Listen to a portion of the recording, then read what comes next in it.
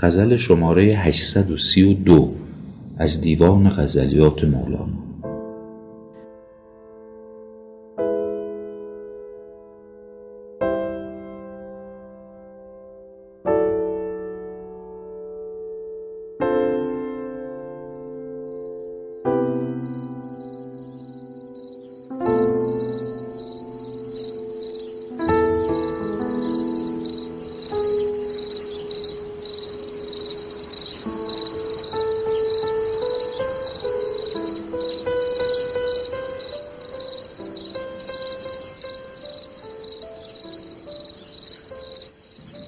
شب شد و هنگام خلوتگاه شد، قبله عشاق روی ماه شد. مه پرستان ماه خندیدن گرفت، شب روان خیزید وقت راه شد.